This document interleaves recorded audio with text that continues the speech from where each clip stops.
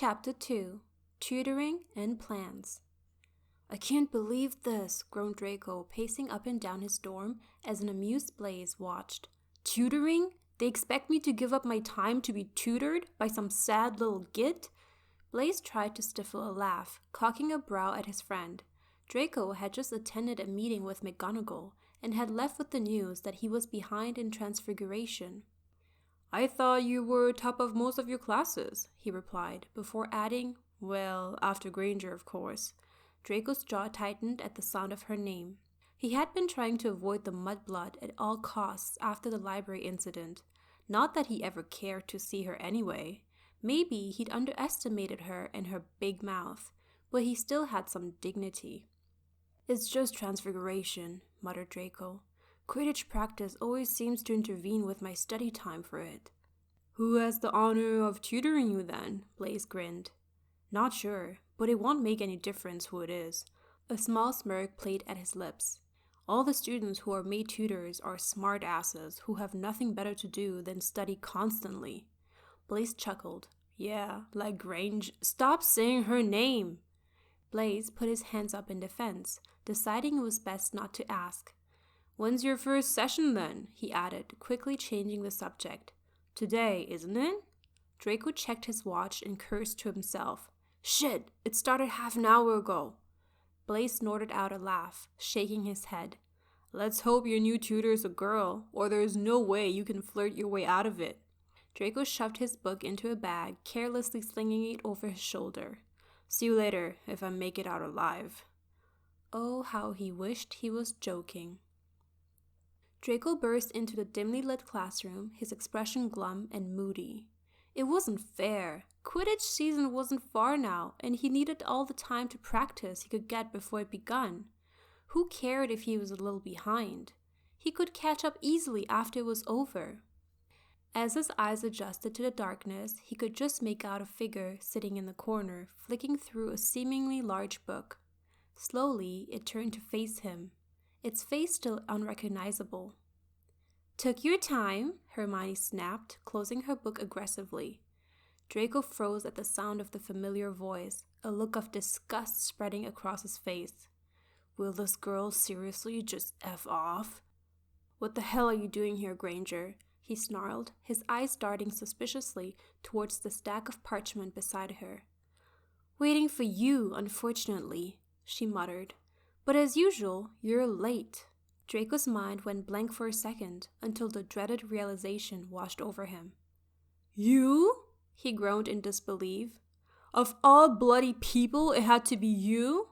His hand instinctively reached for the door handle, but there was no going back now. Hermione Granger was his tutor, and that was that. "Don't worry, the feelings are mutual," she replied bitterly.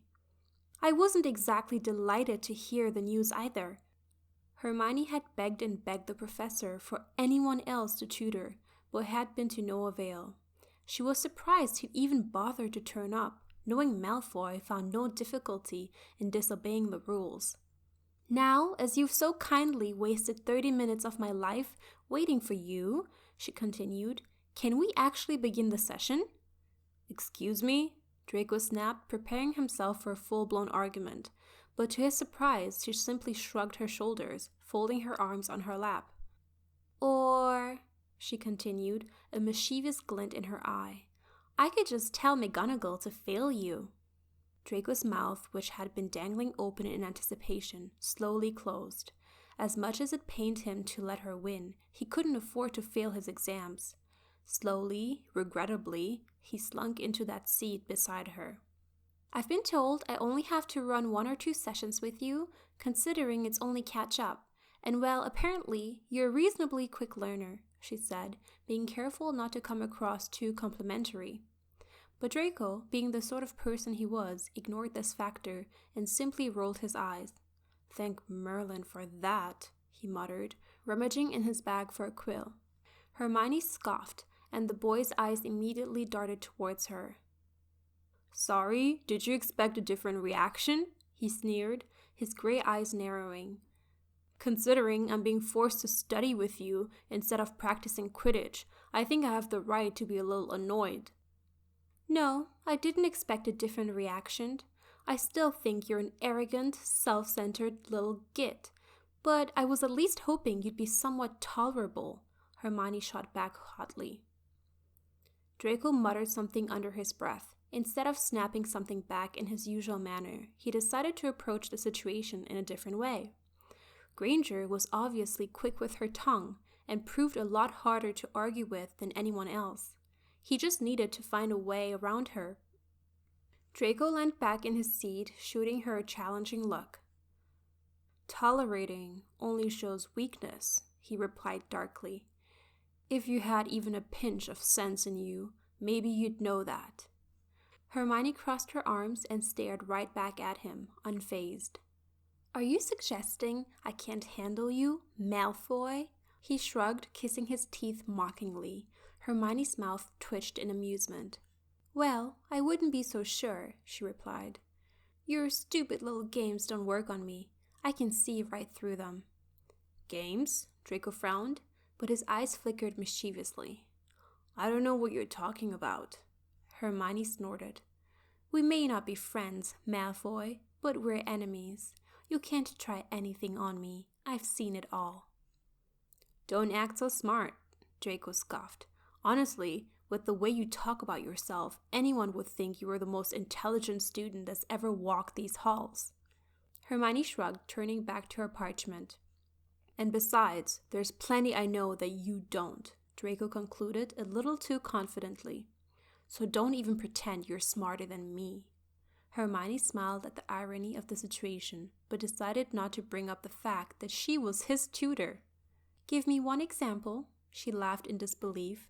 I bet you can't even think of one. The boy thought for a moment, and although it took him an embarrassingly long time, a grin eventually spread across his face. Game over, Granger. I can fly a broom, can't I?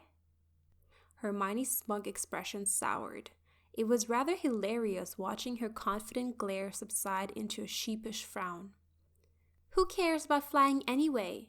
Hermione muttered, turning away from Draco's look of glee. I bet I could learn in a day or two if I wanted to. Huh, Draco laughed, folding his arms and staring at Hermione menacingly. Let me teach you then. The girl froze, turning to Draco with a face of pure dread. Not a chance. Why not? He replied, watching in delight as she shifted uncomfortably in her seat.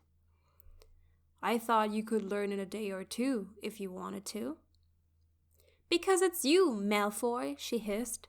You expect me to trust you when you'd probably push me to my death? I may not be the most approachable person, but I'm no murderer, Granger, he replied in amusement. No, absolutely not, she said firmly.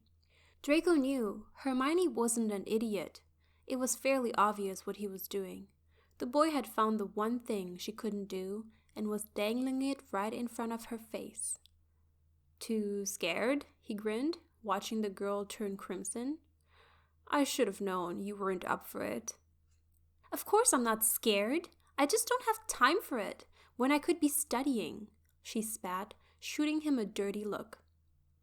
Besides, what if someone saw us together? Draco's eyes lit up. Well, I guess we'll have to go after curfew, he shrugged, watching Hermione's eye grow as wide as saucers in the dark. Are you completely nuts? She shrieked. If we got caught, and with you! Calm down, we won't, Draco assured, his eyebrows raised. Heavens, Granger, I've never met someone so scared of breaking the rules in my life. Hermione sat in thought for a while, playing anxiously with a strand of her hair. Finally, she let out a deep sigh. Fine, but I'm only doing this to learn, not for fun, Hermione muttered. She sounded defeated, much to Draco's enjoyment. 10 p.m. at the broom shed, he said, smirking. Don't be late. Oh, whatever. Flying lessons and tutoring? You've got to be joking. Blaise laughed as he and Draco sat down at the table for dinner. I thought you hated the girl. Why do you think I asked her to come? Draco replied smugly. Front row seats to Granger flailing around on a broom for half an hour? Now that's something I'd pay good money to see. Blaise raised his eyebrows, grinning at his friend. Are you sure that's the only reason you offered? Draco looked confused. Why else would I ask? For some alone time? Blaise winked, earning himself an elbowing. Ouch, what was that for? For being a prat, Draco scowled. This is Granger we're talking about. I'd rather date Phil's bloody cat than that thing. Yeah, all right, Blaise said, cocking a brow. Whatever you say.